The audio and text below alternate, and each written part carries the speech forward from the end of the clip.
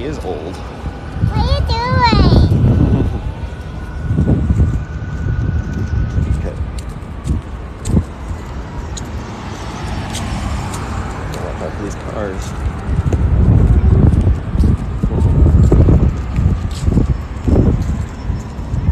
Everyone just hopping on.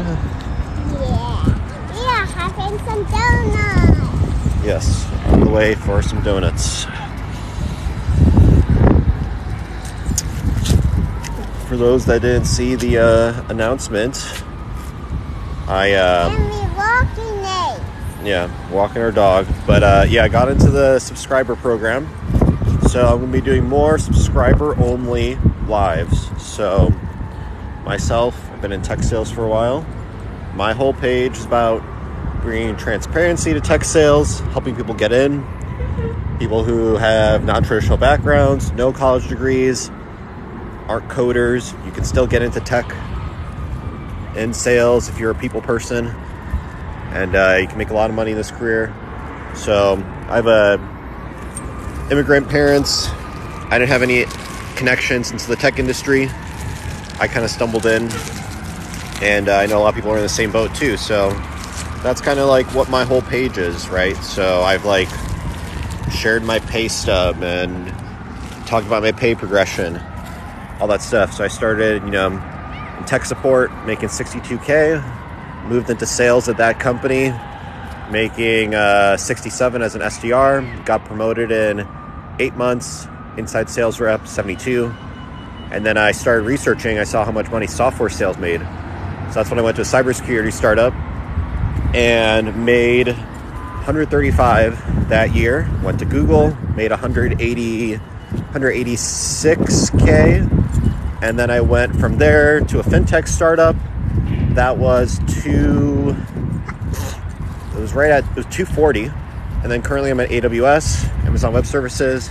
My on-target earnings is 350, but then with sales, the awesome thing about sales is if you crush your target and you make more money, you get a lot more commission, as opposed to other jobs where you can like bust your ass and work twice as hard. You might get an extra like 10%. I made like an extra almost 200K in extra commission. Anas, man, how's it going? Thanks for subscribing. That's awesome. We're at like 20 subscribers. So the other thing we'll be doing subscribers is I'm working with the supplier. I'm doing some special grass flip-flops for if you've seen them in some of the videos. So for the first 100, I'm gonna give away those for the first 100 subscribers. So yeah, so with the subs, if you guys have any questions, you can hop on live here. Normally when I do my coaching sessions, I don't like to do too many of them because it's like not very scalable, right? I have to charge quite a bit because it takes it's obviously it takes up my time, and I have to charge according to how much my time is worth. So I know a lot of people have the same questions. So my thought is like, hey, instead of doing a bunch of not even a bunch, but instead of doing coaching sessions for $375 or whatever, I'm just gonna start doing sub coaching sessions. So all you need to do is pay whatever, it's like $5 or something a sub, and you can literally get like almost the same thing, and then everyone else can learn too. So I'm gonna create a schedule for these different live sessions for subs only. So I'm gonna do things like resume reviews, interview prep, mock interviews, of course, just like a general intro to tech sales, intro to networking, a bunch of other topics there. So I think Garrett, thanks for subbing too. Yeah, so I'm super excited. I think this is gonna be a cool way for me to do it. That's why I really like doing these lives, because as opposed to making posts are fun too, but with lives I love just kind of responding to questions, and it's a little bit more unfiltered and stuff. So thanks for the sub. Yeah, I think we're up to, it's like 20, maybe it's like 23 subs now.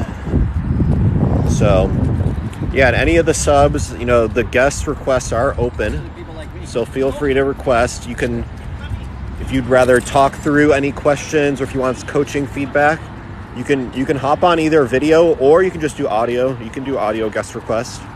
So Drilling Clips, another sub. Thanks for hopping on. Oh, and the other cool thing is when you're a sub, you get like special emotes. So I added in 4. If you guys like have any other like ones you want to add, I can do like up to like 10 emotes or something. So I'm gonna do whatever. So little emoticons, which is kind of funny. It was nice meeting you a couple months back. You've been applying SDR roles. Yeah, I remember that. Let me know how else I can help. I know that first one is definitely the hardest one to get. So, but glad to hear that you've been interviewing or interviewing and applying. For that first role, don't be discouraged if you have to apply to like 30, 40 different positions before you hear something. I remember when I was at the first company, I was more on the hardware side, on the tech support side, and then I moved into sales there. I wanted to go into software sales. I think I applied to like 60 different companies, and of those, I got interviews at maybe I think 3. So, don't feel discouraged. It's like you got to treat it like sales. Sales is it's a numbers game. So just like how you might have to apply, or you have to call a bunch of different prospects to close the deal. When you're applying for this first job, you're essentially like selling yourself too. So you got to build up that pipeline. Try to line up as many applications at one time for yourself, so that way try to line up as many interviews as you can at one time, so that way when you're interviewing, your prep lines up, and then also ideally you can get multiple offers, and that's going to give you the best leverage to negotiate for a higher pay. You're in your first SDR role, and you're not going to lie, dealing with rejections has been a challenge, especially since we're selling to pastors and churches. Yeah, man, that first like rejection getting used to it, it can be tough, because especially when you're an SDR, conversion rates aren't going to be that high, meaning you're going to be reaching out to a lot of prospects. A lot of them you're not even going to be able to get on the phone or get to respond to an email. And then a good portion of the ones that do are going to say they're not interested, or it's not the right time. So the important thing to do is to understand like what your actual conversion rates are and measure yourself against that, right? So otherwise it's easy to have kind of like unrealistic expectations on like how many calls you might expect to actually like close and stuff. And then when you have like your own numbers and own expectations, then you can like accurately set like what your activity needs to be on a daily basis to hit your goals. You feel like you really need help with resume and interview preps? Yeah, well, I'm gonna work on the schedule over the next couple days, and then I'm gonna create like scheduled lives. I'll put them in the bio, and I'll also do like a post. Maybe I'll do like an Instagram stories highlight, so that way you can kind of see like what those are. But definitely we'll do resume and interview prep. And TikTok also gave me the mobile gaming sharing, and I've seen people do it. You can like you literally screen share your phone. So I think that could be a good way for me to like screen share and then do live resume prep or resume feedback and interview prep. But yeah, lots of people need help with that for sure, because it's not an easy thing to do, especially if you're going for your first sales role. The most important thing you need to do is you need to be able to like quantify the impact of the jobs that you're in. So if you were like a waiter or something like that, right? Anything that you can do to talk about like number of customers that you serviced, like how well you ranked against other wait staff. Even though you're not in a sales role, it shows that you're already like thinking about things like a salesperson. Do LinkedIn assessments matter or help? Not too much. They rolled that out it was like 3 years ago. I did a couple of them myself. I don't think recruiters are actually really looking at those LinkedIn assessments, so I wouldn't spend too much time on them. What they are looking for are relevant certifications in some cases. So like if you're want to get into cloud sales, if you get the AWS Cloud Practitioner certification, that one will actually definitely help and get you on the radar of recruiters. And basically, once you take it, all you do is you add it to your LinkedIn profile under the certification section, and that'll definitely help. But the assessments themselves, I don't think so, because they're actually not very in-depth. They're pretty short, and I think a lot of people just like cheat on them too, so it's like they don't really carry too much weight. Mitch, thanks for joining. Another subscriber. Definitely looked out for the scheduled lives. Yes, I'm gonna try to do. I think I'm gonna try to do at least 2 to 3 of those per week. And then, of course, I'm gonna iterate on it. So I might have to make some adjustments on it. Want to make sure that it fits everyone's schedule and stuff too. Any relevant certs for e-commerce or AI? For e-commerce, I don't actually have too much exposure within that space. Most of my experience has been in cloud, cybersecurity, and fintechs. But I'm sure there are for e-commerce. I know there are certifications, right? For AdSense and Facebook ads. That could be relevant, I think, to e-commerce because that's what a lot of people are kind of working with. They're working on their ad spend as well.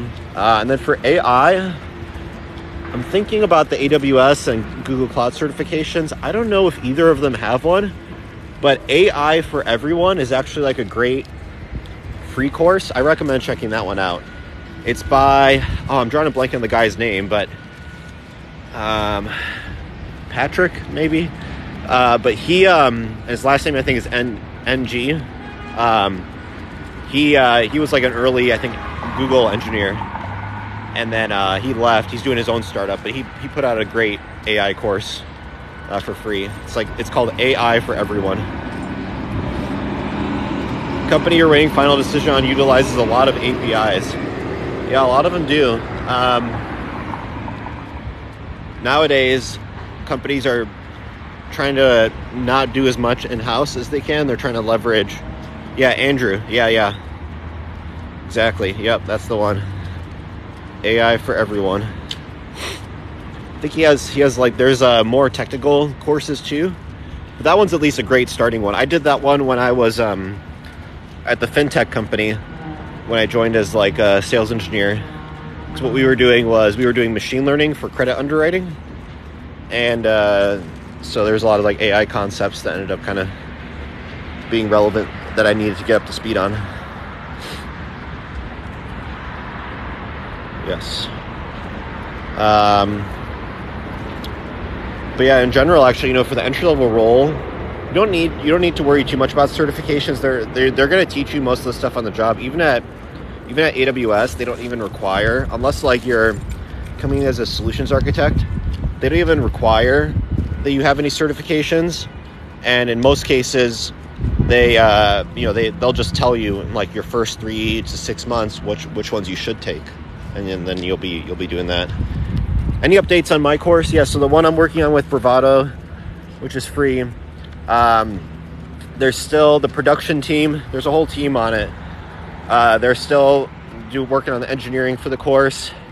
Pretty much all the content is shot. It's just getting edited.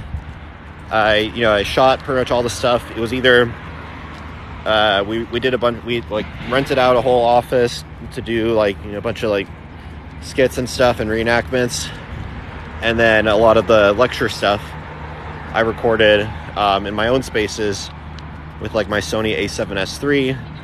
But they're doing all the color grading and the editing and all that, so it's still pending. I think another 3 weeks, last I heard.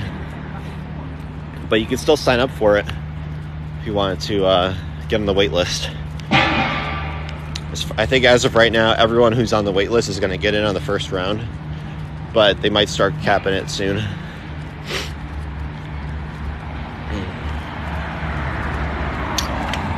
Oh, and then other things other than certifications, there are some pretty interesting sales books that you can read.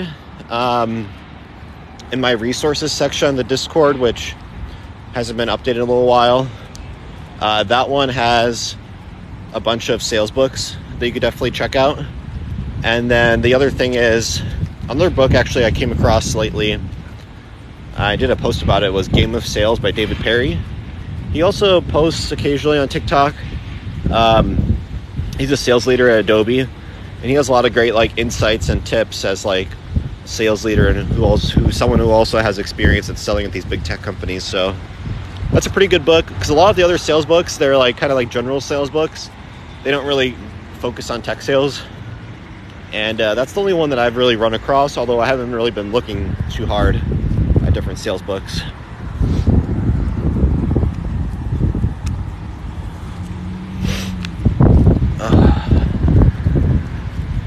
It's a little chillier here in Chicago. It was like almost 90 yesterday. I was at the White Sox game.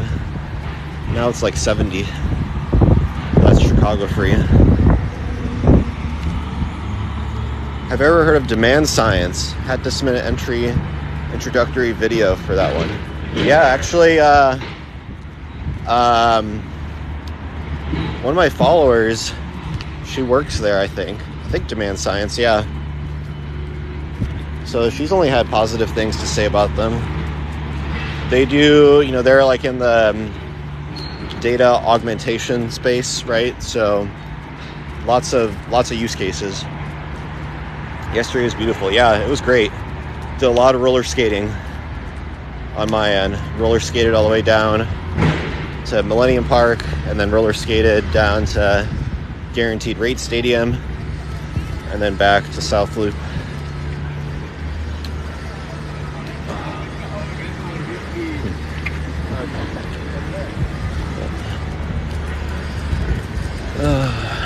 And now to get some donuts.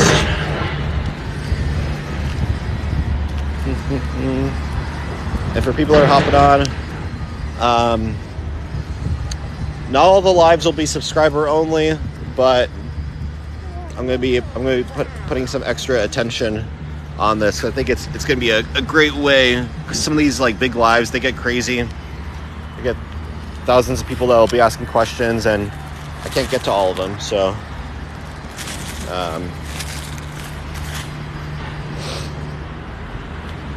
any more resources or courses for SDRs that want to grow even more? Yeah, if you haven't seen the Salesforce BDR certification on Coursera, that one's actually a pretty solid one, and that one's also free. So check that one out. And then in terms of other courses, right, there's ones for more advanced sellers like Challenger Sale or Spin Selling. But in general, those are only made available to like big corporations, and yeah, they're only made available to big corporations, so you can't really sign up for it as an individual. But they have books on them that kind of give you the gist of it. But that's another thing I might be working on too, is after this like intro one is doing something for like more advanced like selling skills. Yeah, this one's subscriber only live. Yep. Replied to Sprout Social, Gong, Asana, Amazon, a few others. Most of the responses were, yeah, for the first one, referrals are going to make a big difference for the first job, especially if you have a non-tech background. And also like the bigger company, yeah, that's usually like the default response after reviewing your application, decide not to go along with you. So for like the bigger companies, usually they're a bit more strict, or maybe not more strict, but they have a lot of candidates applying for them. I would say you might have better luck with smaller startups. So look at like builtinchicago.com. They're like a big blog that highlights all the Chicago tech startups. And then the smaller companies tend to take more of a chance in the hiring versus like an entry-level role at a place like Google, for example, on sales. They'll still actually end up hiring people that with like 3 to 4 years of experience, even though it's labeled entry-level. So that's one of the things to consider too. Want to hold Ace? Advice for blue-collar workers, not very sales-orientated, but detailed, task technical. Yeah, I mean, you could definitely do well in sales or the more technical roles like sales engineering. It really kind of depends on if you want to be, do you want to be really focused on the sales and the business aspect, or are you interested in learning more about the tech and do you want to be more of like a technical resource and technical counterpart to the sales rep? Then you might want to look at like a sales engineer or solutions architect role. It's going to require a bit more prep, but I've done both roles and they both have their pros and cons.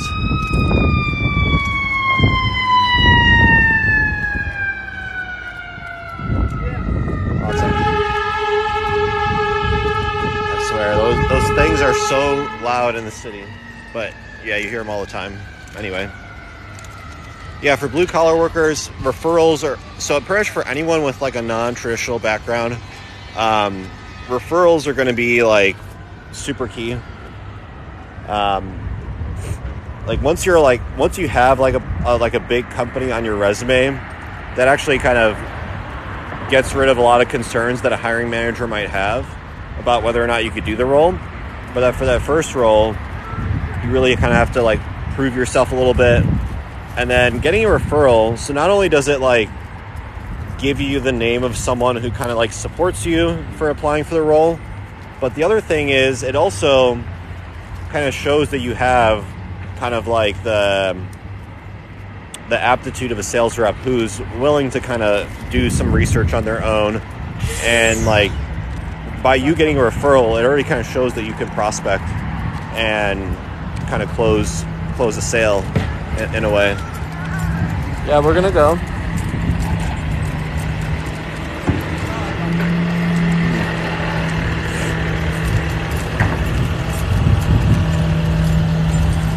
But yeah, detail, task orientated. I mean, it's important because like in tech sales, actually it is very process orientated. The details do matter. It's not like car sales where it's about higher volume, higher pressure sales. You got to close them on that point. There's a lot of things you're gonna have to follow up on, different resources you have to bring in. You're gonna be like updating reports, dashboards.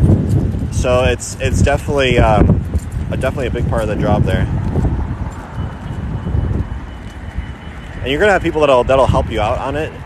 But one of the things, like one of the parallels that people kind of like hear a lot for like successful sales reps is they're kind of like, the quarterback on the team. They don't do everything on the team, but they know kind of the general strategy and they know how to direct people and they how to align people for a single goal.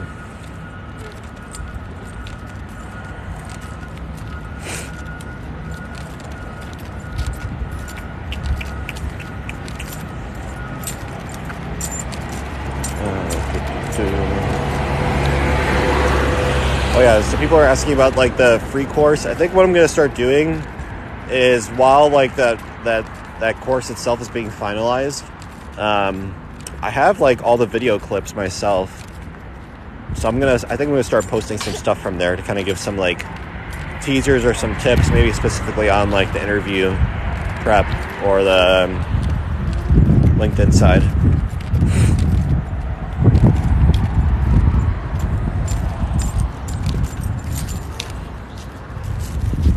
Okay, what are we gonna get? Rainbow donut? Sprinkle? We're doing a sprinkle donut today.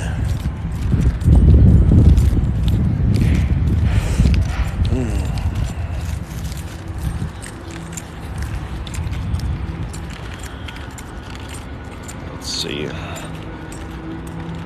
Let me try this out.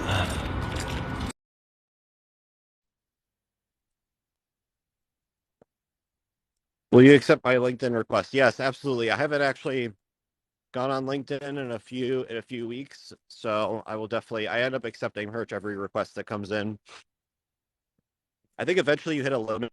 There's like 10,000 connections maybe, and I might be getting relatively close to it, but I will definitely accept everything that I can.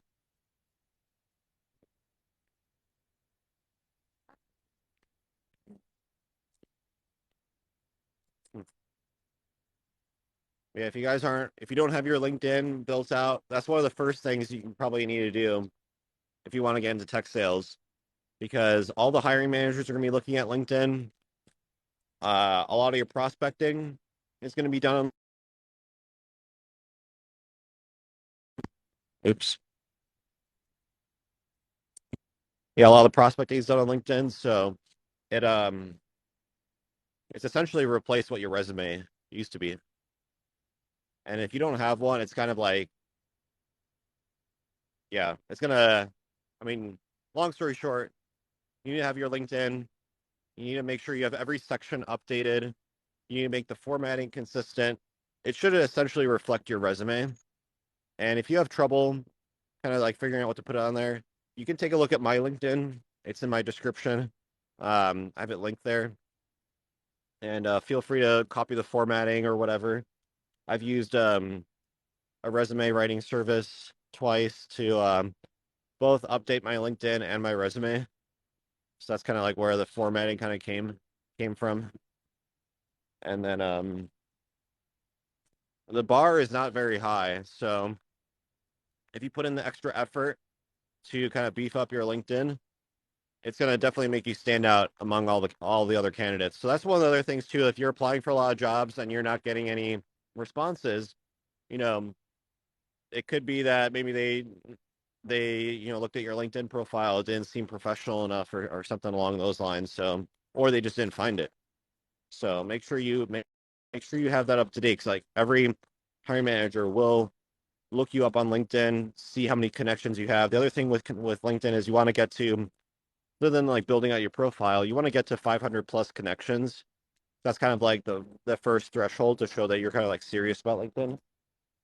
And then yeah, lots of other tips from there. But the other thing you can do with LinkedIn is you can start asking for recommendations from old coworkers or old customers that you sold to. That actually, it's not super important, but it does make your profile look a bit better.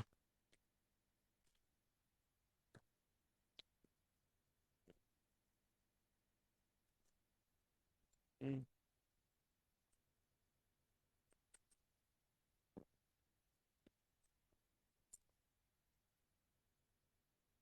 You can see my pup going for the walk.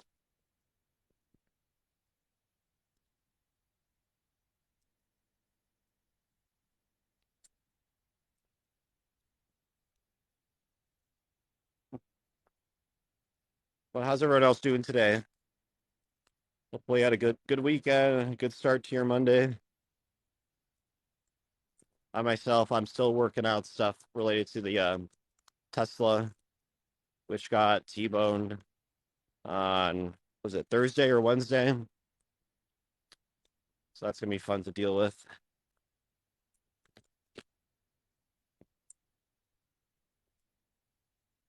Recently went to the Field Museum. Nice. Yeah, Field Museum's fun. I literally like live right next to like the Field Museum and the Shed Aquarium. So I'll go there like pretty often. I think they still have like the Lego exhibit at the Field Museum.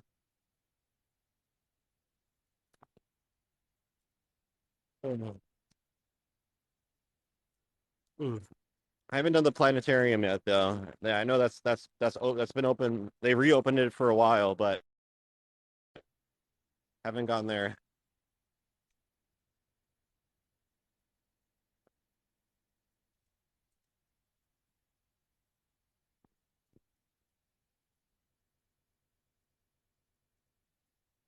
And for people that are wondering, yeah, this is downtown Chicago, essentially like in the loop. No yacht yet. I used to have a boat in Austin, and I thought about doing one down here in Chicago, or at least like one of those boat club memberships. But the season is like relatively short, so yeah, I see them every weekend too. I mean, the season's kind of short, so I don't know. I have like too many other things I end up like doing on the weekends. Where if you have a boat, you kind of end up having to like take it out all the time. Otherwise, you're better off just like renting occasionally. I think my sister was out on one of those last weekend. Solid, just trying to scrap through web crawler leads. Oh, fun. Yeah, Monday's always kind of like a catch-up day, I feel like. Uh,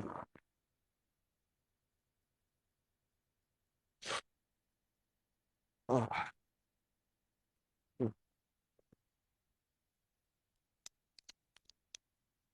But yeah, for the subs here, put in like if if you guys have post ideas that you want me to prioritize or topics, or if you want me to do specific live sessions, feel free to put the requests in here. I'll screenshot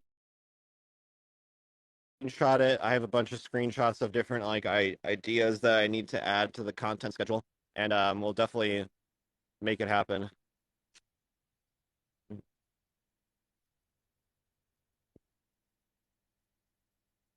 Oh, and then yeah, for people who don't know what web crawler leads are, so when you're working leads, so leads are like potential customers.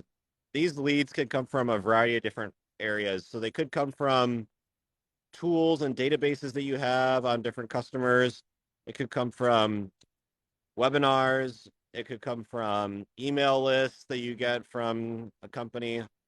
Or you could like, if you're selling a specific piece of software, you could have a tool which is kind of which goes through other companies' websites and it tells you like what software that they're using and you can see if they're a potential fit.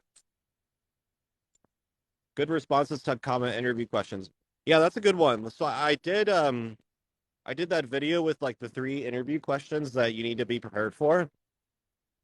I think I'll definitely do kind of a follow up on that, like a good answer for each of those. Um, and actually in the course we kind of like touch on that too. I kind of do like the right way and the wrong way because interviewing itself is definitely a skill. I've done a bunch of like interview prep and for other folks, especially for ones that haven't been in like a corporate tech job before. And there's definitely like a certain way that you need to be like answering questions for sure. Processes and tools to help manage your pipeline efficiently. Yeah, definitely can talk on that. Probably we'll touch more on the processes because the tool side, sometimes it just depends on like what tools your company has like purchased because there's like always like security concerns when they're onboarding a new tool. So even if there is like a great tool out there, you might not be able to use it because they don't want you to expose your customer data on it. Communicating well is a big part of how they evaluate you. Absolutely. Yeah. So that's essentially what like your communication skills are definitely super important because it makes sense in a tech sales role, right? You need to be able to communicate what your company does. You need to communicate how you can solve their problems. You need to be able to communicate with your coworkers internally. So like all the technical stuff you can learn on your own, learn it through the job. But at the end of the day, you have to be a good communicator. And for people that like have maybe struggle with that, um, there's a few apps that you can practice like public speaking. I'm drawing a blank on what the names are, but I saw an advertisement for one. So it's kind of like Duolingo, but for public speaking. I, sorry, I'm on a call. Yeah, so there's that. You could do Toastmasters. Toastmasters is also good too. They have charters in most public or most major cities. They're like public speaking groups. That can be a great way to kind of like build confidence.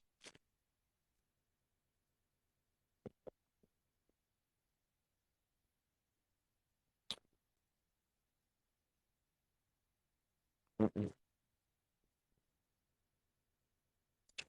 All right, well, we're gonna be hopping in this donut shop soon, but enjoy catching up with everyone.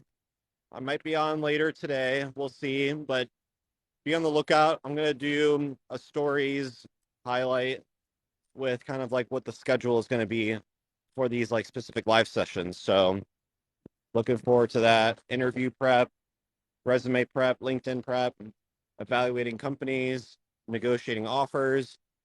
We're gonna go into all those different things there. So sounds good. All right, thanks everyone. Talk to you later.